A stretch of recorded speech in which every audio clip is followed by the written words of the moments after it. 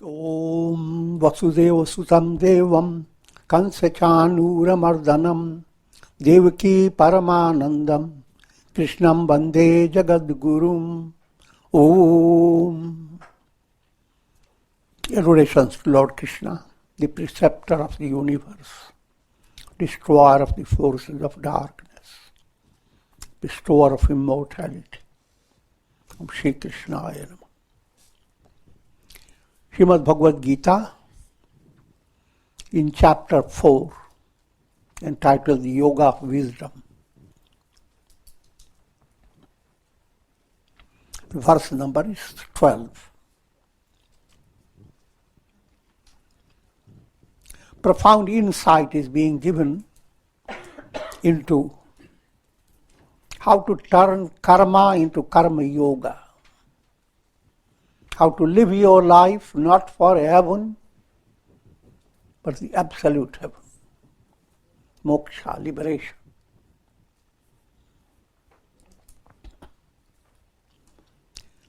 Kankshantah karmanam siddhim yajanta iha devata kshipram hi manuse loke siddhir bhavati karmaja. Desirous of success in various actions, people worship gods. Because in this human world, success in action is gained easily. Before we begin, I give you a little wit here. It's a Kshipram hi manushe loke siddhir bhavati karmaja. Karmaja. Karmaja. Just enjoy your life. Your karma, if you worship different gods, they will give you different fulfillments. You want wealth, worship Lakshmi. You want some knowledge, worship Saraswati. You want some strength, worship Hanuman. Worship different gods. Get the things you want, do maja. Enjoy it.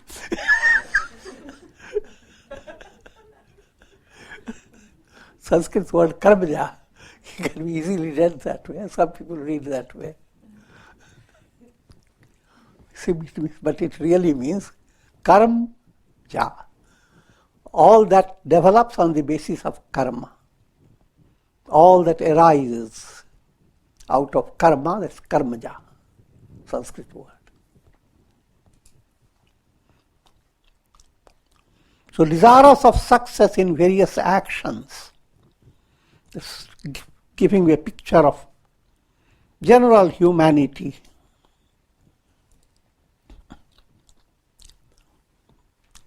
They are involved in karma. First thing to understand, a speciality with human beings.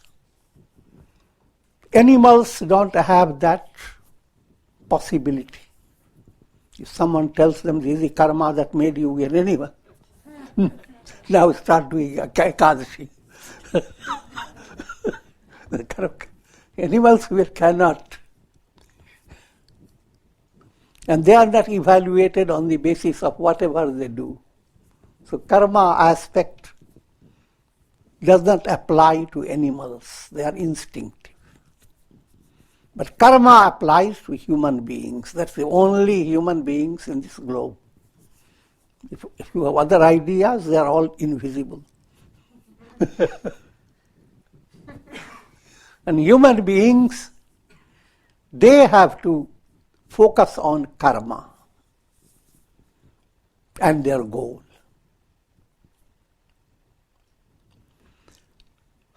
For general masses, this is if they become religious,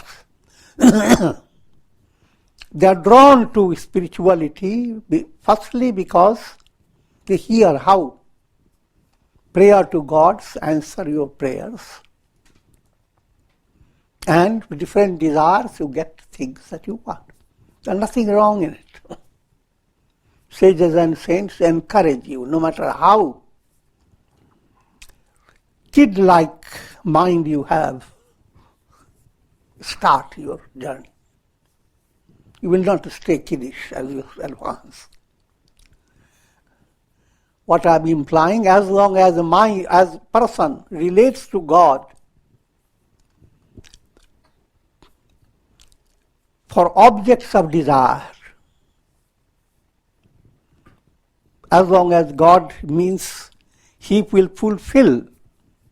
If you are hungry, He will suddenly make a miracle. A truck will arrive with wonderful food. I'm joking, we just try to understand that.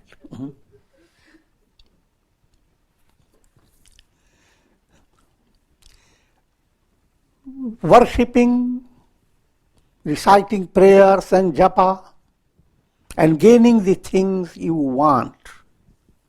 That's what general religion means to the masses. But that's not real. Because ego does not have the deep knowledge. Ego operates, first to understand, ego is not reality.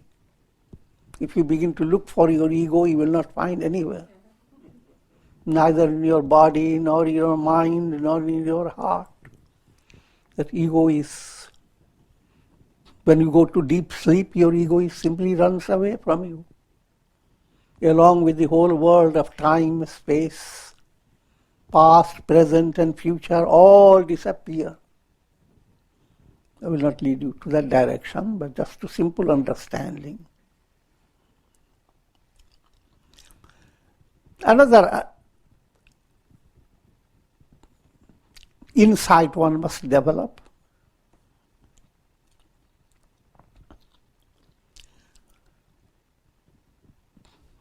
Godward movement has two stages. One is kindergarten stage, another is advanced stage. As long as you are worshipping God for fulfillment of your expectations, it's kindergarten. In that stage, God whom you worship is not the God, it is called other God.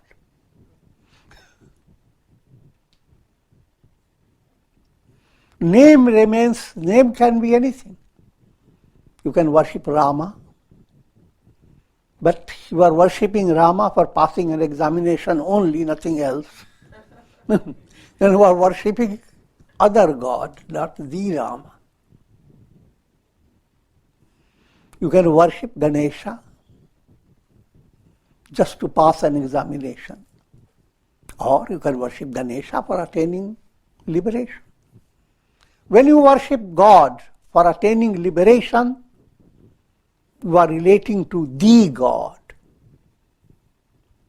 But when you are worshipping God for fulfillment of different expectations, this is called other gods. Try to understand the difference between other gods and the God. But this does not make any change in your sadhana. This is an understanding. Insight must grow. That insight gives quality to your spiritual practice. But the growing of this movement is just like the tree grows. When tree comes to a stage of blossoming, a tree does not refer to the universities, what should I do? It is spontaneous. If you are doing your sadhana under guidance and proper understanding, exercising your insight, then you will move away from Anya Devata, other gods, to the God. You begin to realize that all things that you are expecting, you don't really know whether your expectations and their fulfillment is really good for you or not. And another point, all your expectations do not match up with your real goal. Your expectations in this world, Upanishad describes alpam. Alpam means little. Little means practically nothing. But Godward movement is bhuma, the unconditioned. So Godward movement is your ideal. And you are being led to grow into that level.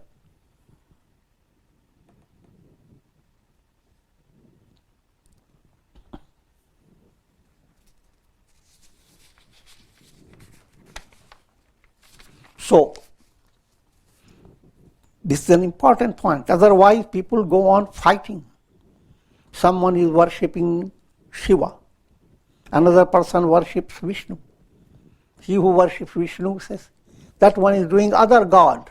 It's Lord Vishnu who said, whoever comes to me will attain liberation. And that one is not. How poor.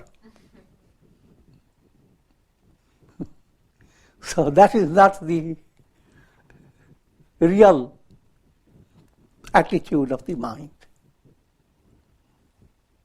No matter whichever God and whatever name of God you are worshipping, the quality of your worship depends upon your understanding, what you want. What enlightenment, and God can be anyone. God can be Lakshmi, can be Saraswati, can be Ganesha, Kartikeya, anyone. As long as you know. Through that deity you are worshipping the absolute God. That's an important point. All Ishta Devatas, everyone has a presiding deity. You have a chosen deity. But all Ishta Devatas are nothing but one and the same, God, the Absolute, and your goal is to attain liberation.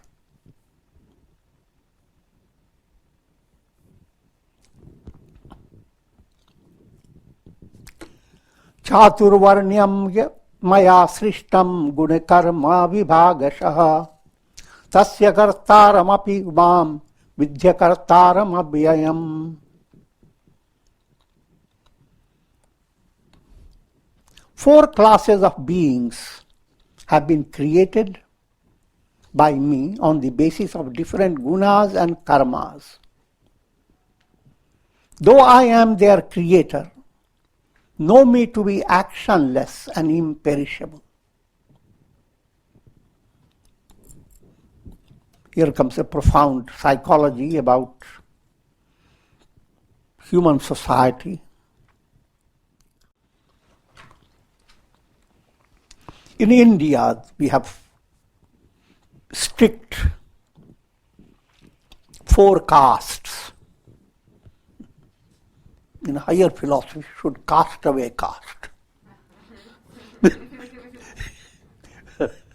But society strictly follows caste system. And the caste is Brahmana, those whose swadharma, whose normal duty that comes from their whole personality, the way they have been brought up, and the way they have channeled their divine energy through their personality. So the task, karma for the swadharma of Brahmana is to teach.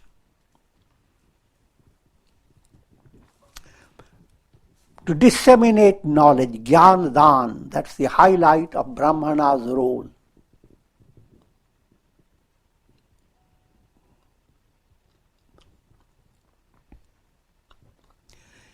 Kshatriya's role, Kshatriya is a warrior class or political class. The role of Kshatriya in society is to give protection in such a way that society is not placed in disorder or go into a calamity, but a perfect order is established in human beings. That's the Kshatriya class.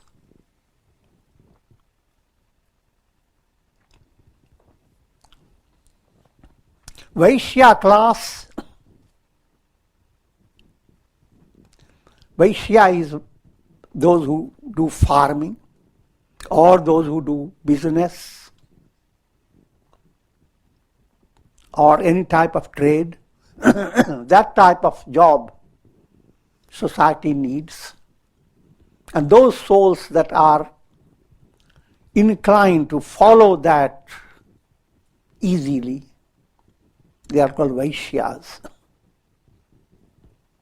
And then there are another segment of society, big segment, that simply does service, beginning with just taking up job of cleaning up, removing dirt and filth, and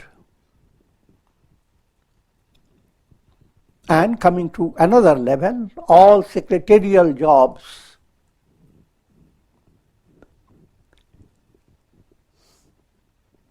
They are like Shudra work. A Shudra can be helpful to a Brahmin, to a Kshatriya, to a Vaishya. But all the time he is viewed as little. So much so, people had that stay untouched. There was a health reason also behind it. If you get cough and cold, you become a Shudra quickly.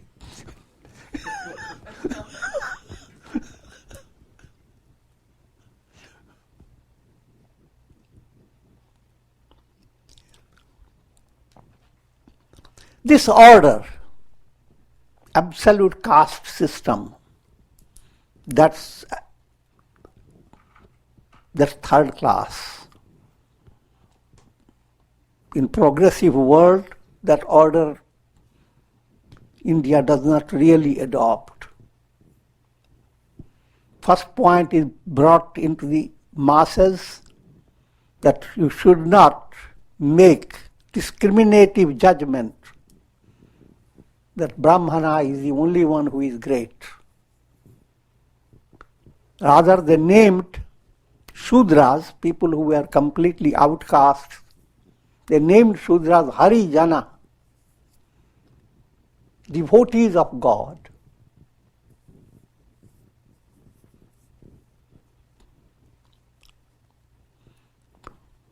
God's people. So that I'm just giving a simple idea of how society has worked under spiritual guidance. But let me give you a grown-up stage of understanding. All over the world, human beings are led by their karma. In the same family, one person can be a Brahmana, more sattvic, more internalized. Another may be interested in politics.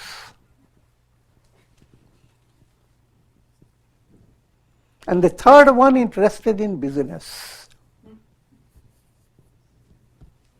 And fourth one looks up to all the other three and says, whatever you do, I will be your secretary.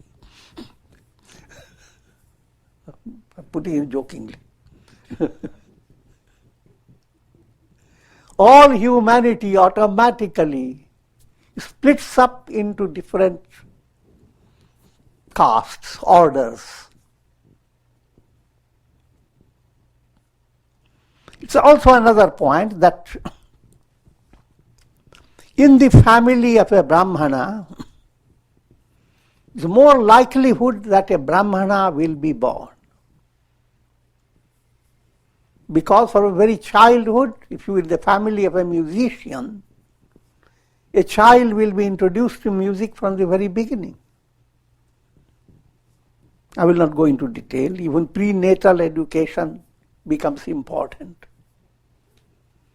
So you can easily understand that a Brahmana's family, you will have Brahmanas, Kshatriya's families, you will have Kshatriyas, and so forth.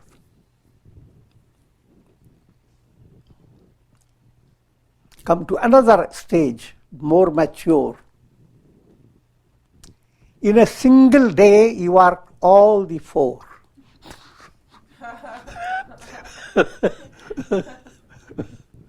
When you are sattvic and you want to share your insight with others, you are a Brahman. Now the mood changes. Soon you begin to develop the idea that you have to exercise, not to stay too shy and too gentle. Show your wrath, a few teeth out. Show your muscle. When that idea comes, you become a Kshatriya. And then suddenly you become involved with all these projects you have, but where is the money?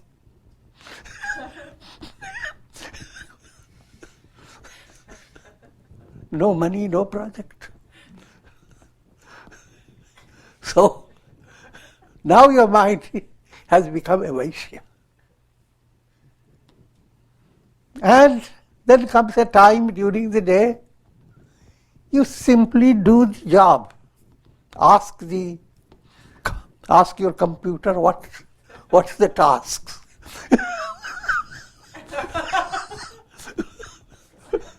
And go on answering.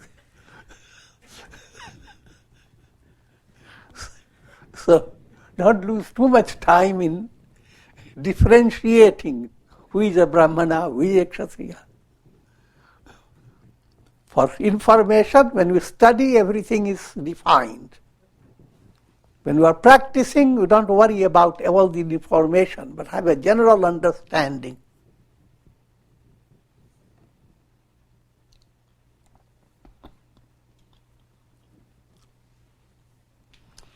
Another point of understanding, Swadharma.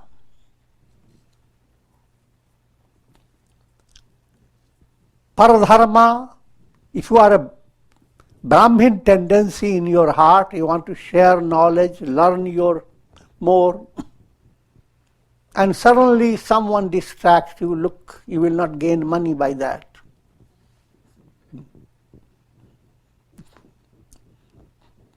Travel with me to New Zealand, to Australia, and I will show you how to make big money.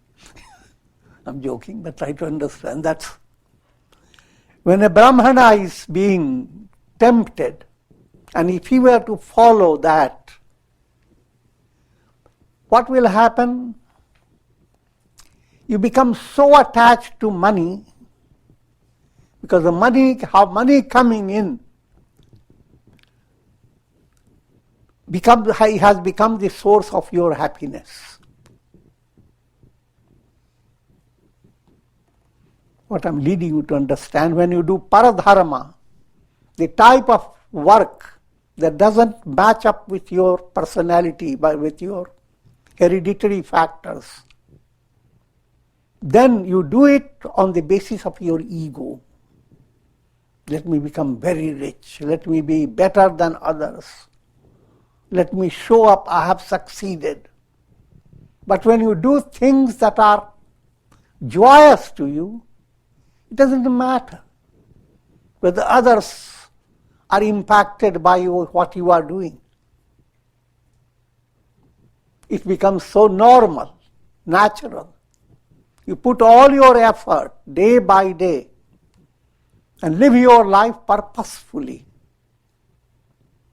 With paradharma, you are not living your life. You are living your life for a future when the money will come.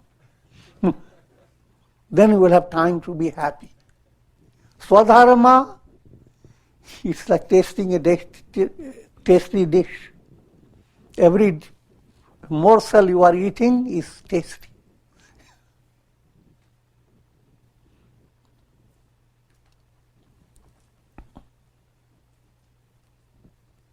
So, summarizing this, when we talk of dharma, there are three types.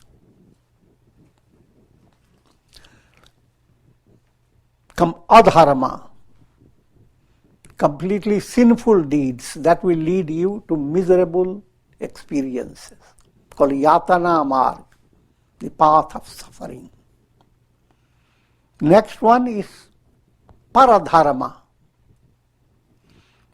You are not doing terrible works, but you are not matching up with your hereditary inclinations.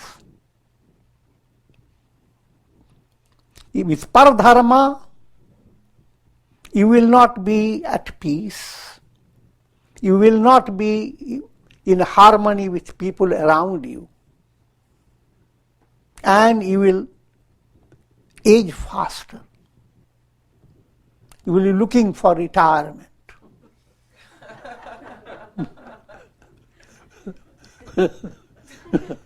That's the only time you can find your dream fulfilled. With sadharma, it is not so. Day by day you have fulfillment. You don't have to wait. But now come to another level, swadharma. If you continue with swadharma and you are guided by your limited intellect, you continue to have a dream and you want to go on fulfilling it. But the world is maya, illusion. In this process, two things happen.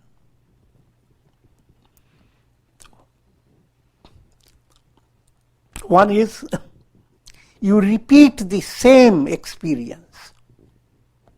Certain things you did and then you were frustrated. You didn't learn any lesson.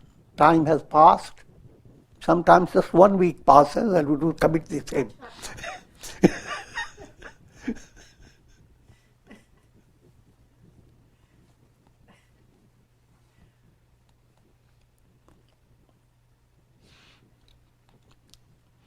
Another thing happens, you develop a kind of mind that you are doing all your work for after-death experience.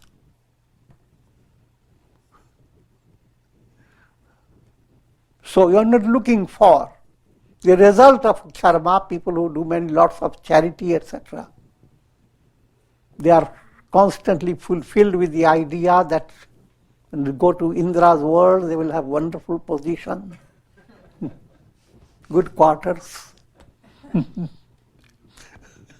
and so forth. Coming to the ideal point. First point, pursue swadharma. Second point, again, let me bring you more mature way to understand. If you find you are already doing a job,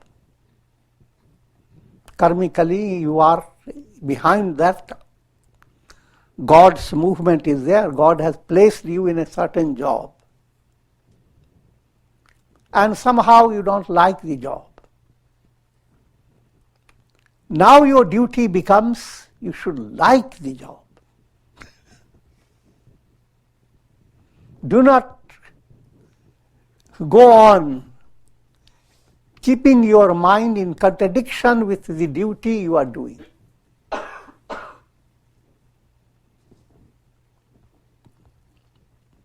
Do not be in contradiction to the food you are eating. I'm giving a simple way to understand. Same food you are eating, but this is useless.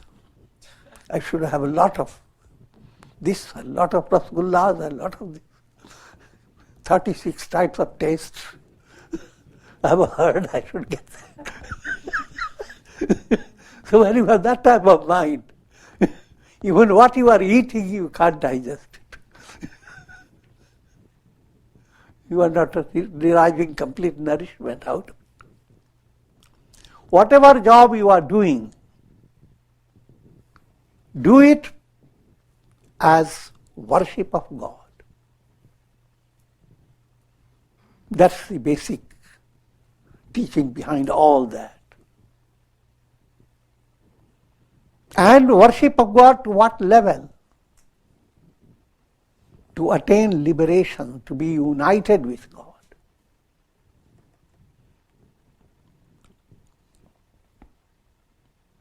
How can that happen?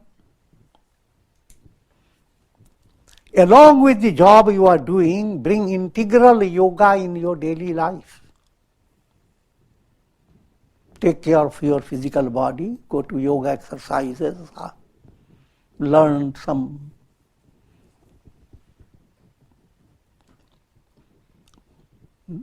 insightful teachings for keeping the body healthy and strong.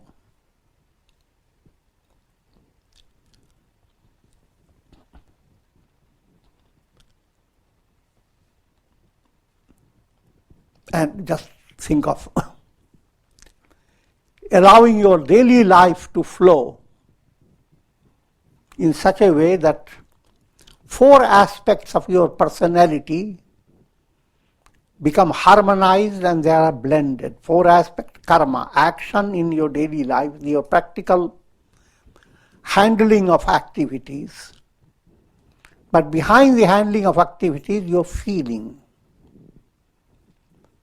Bhavana, what type of heart you should have. Feeling aspect turns towards bhakti, devotion. Another, your mind should not be always a distracted mind. How to allow your mind to have concentration, meditation, and that type of, that will allow you to have a strong will. And finally, how to attain enlightenment, liberation. So it is called integral yoga, karma, bhakti, dhyana and jnana. Action, the world of feeling or emotion, willing, the will, jnana, knowledge, wisdom. All the 4 must enter. You shouldn't work hard for it because all the 4 are intimately related. You cannot choose, I will be only doing action and nothing to do with bhakti or will. Your heart is always there working with you.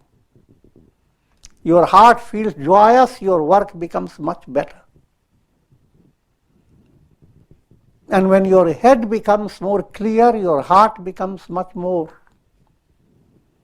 So all are related. Head, heart, your will, your action. And if you are advancing on the spiritual path, all the 4 begin to develop integration. Then, what happens? You do not live for fruit of karma. Every karma brings its result. Prosperous situation or adverse situation or mixed up, every karma brings its result. But result will not be fulfilling to you forever. It's just a passing situation. But then what happens if you have a mind that is not looking for fruit of karma, but looking for attaining enlightenment? Mind begins to switch. This doesn't mean that you don't work for a particular result, that you do it. But you are not. For example, you have to create a mango orchard. You will do all the work, even if someone were to tell you that real estate is claiming this whole thing.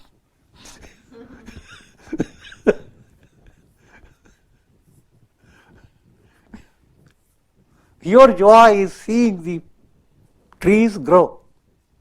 Who shares it? Who don't care? Again, let me simplify further. You begin to do your duties for enjoying good-heartedness, for being in tune with God. That being in tune with God is so interesting that all the fruits of karma mean nothing before it. If you are moving that way, that's called karma yoga. Same karma, same action, done with that insight.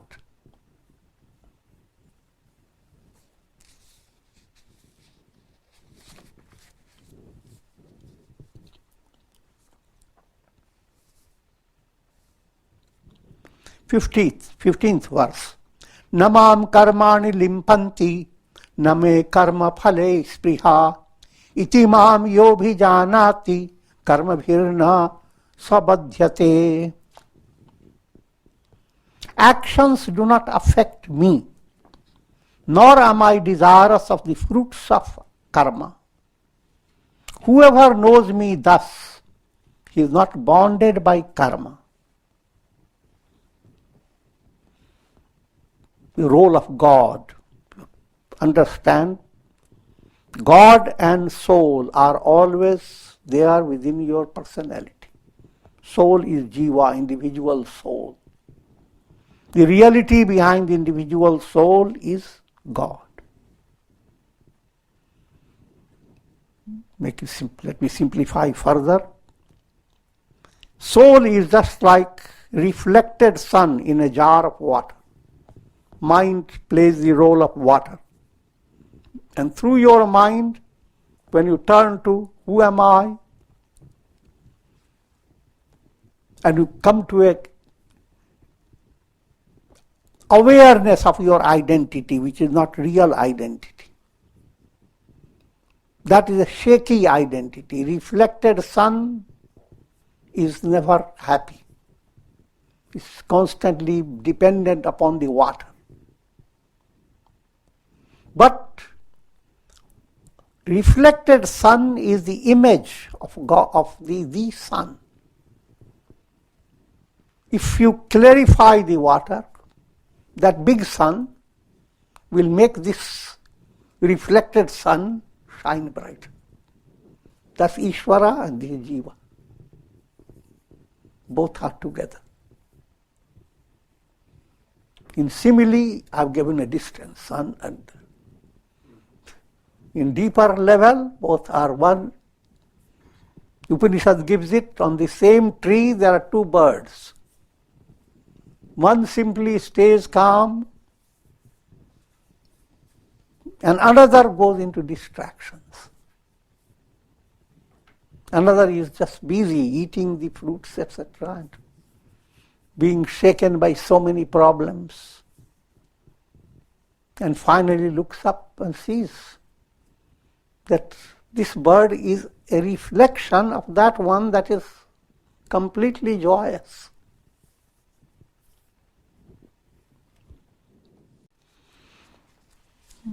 Lord Krishna makes the statement that all that God has described as God does all these things. He has divided humanity into 4 classes and provided so many methods and means of enrichment and evolution. But in reality, God has not done anything. The sun does so many things on this earth planet. But in reality, sun simply shines in its own stage.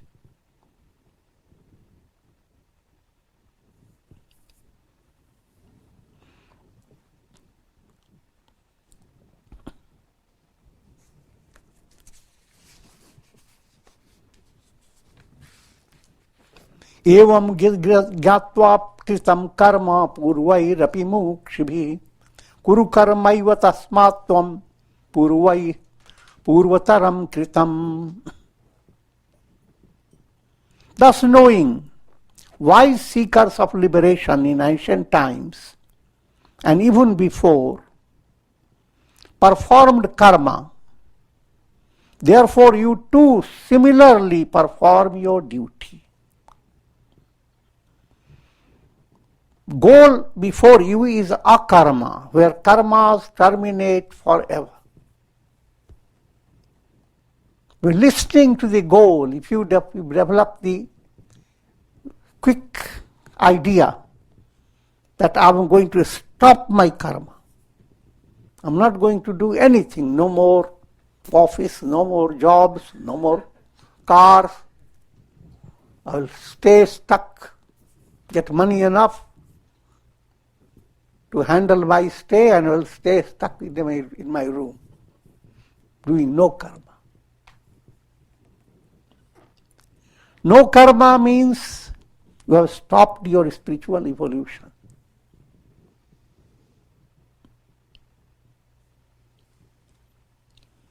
In order to attain liberation, karma itself should not be stopped. But how to turn karma into karma yoga,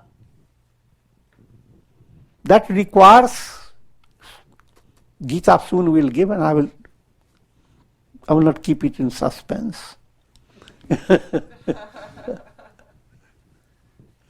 Add vikarma to karma. Vikarma is a special action by your attitudes. When you develop virtuous qualities along with while you are doing your job, you are developing internally generosity, humility, compassion. This is called vikarma. When you do that, you will not be attached to the fruit of karma, because you are enjoying in a deeper level much more than action brings to you. And that movement rises to bhakti, devotion to God. So all the attitudes that are needed that will make you devotee of God, or that promotes Godward movement, that's called vikarma. Special karmas. Same food you are eating, you do it with reciting mantras. Verbally you are doing vikarma.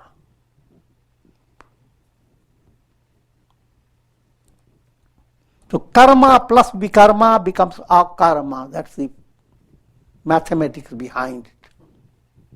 Whatever karma you are doing, it will not create karmic bondage if you have internal movement of developing divine virtues.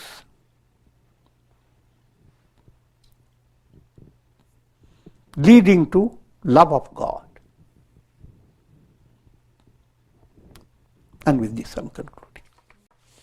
Om Purnamadaha Purnamidam Purnat Purnamudachyate Purnasya Purnamadaya Purnamevavashishyate. Om Shanti Shanti Shanti.